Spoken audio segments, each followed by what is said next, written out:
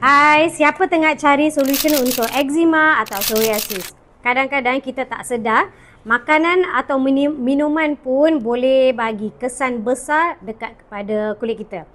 Hari ni, I nak bagi tahu tips elakkan minuman manis, contohnya teh tarik, sirap, air gula boleh naikkan radangan dalam badan kita dan buat kulit kita makin gatal, merah dan juga tak stabil.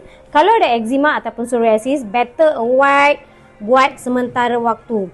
And nanti gantilah dengan minuman yang sihat. Ambil kuaci labu ataupun pumpkin seed. Bantu baikkan kulit dari dalaman. Follow profile Osana Beauty. Saya Kawita Das untuk bagi lebih tips.